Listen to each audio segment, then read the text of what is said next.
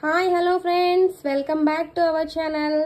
ఈరోజు నేను మామిడికాయతో పప్పు ఎలా చేసుకోవాలో చేసి చూపిస్తాను, చూడండి. మనకి కావలసిన పదార్థాలు కందిపప్పు, మామిడికాయ ముక్కలు, సాల్ట్, కారం, ఆవాలు, జీలకర్ర, పచ్చిమిర్చి, ఎండుమిర్చి, కరివేపాకు, వెల్లుల్లిపాయలు, పసుపు అండ్ ఇంగువ. సరిపడా 2 టేబుల్ స్పూన్ల ఆయిల్. ముందుగా స్టవ్ ఆన్ చేసి చిన్న కుక్కర్ పెట్టేశానండి. కొంచెం ఆయిల్ వేసుకుందాం పోపుకు సరిపడా.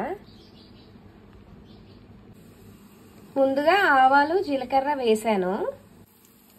ఇప్పుడు పచ్చిమిర్చి, ఎండుమిర్చి, వెల్లుల్లిపాయలు, కరివేపాకు వేసేద్దామండి. వేసేసి ఒకసారి కలుపుకుందాం.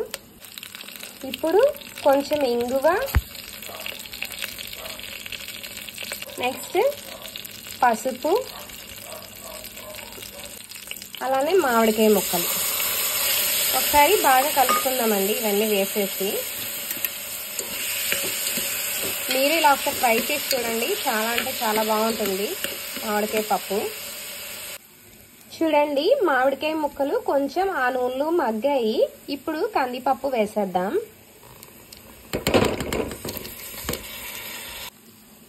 కందిపప్పు యాడ్ చేసేసాను. ఇప్పుడు ఒకసారి బాగా కలుపుకుందాము. ఒక 2 మినిట్స్ పోయాక వాటర్ వేసేస్తాను. నెక్స్ట్ మామిడికాయ పులుపు మీకు ఇంకా సరిపోదు అంటే చింతపండు కూడా యాడ్ చేసుకోవచ్చండి.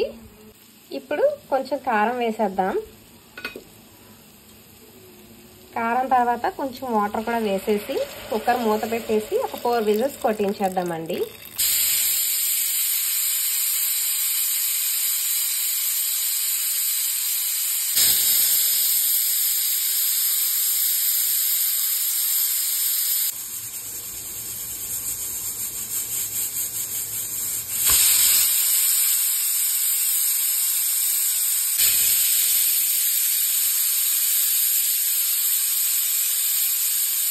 చూడండి, కుక్కర్ చల్లారాక మూత తీసేసాను. పప్పు చాలా బాగా ఉడికిపోయింది. ఇప్పుడు సాల్ట్ వేసేద్దాం.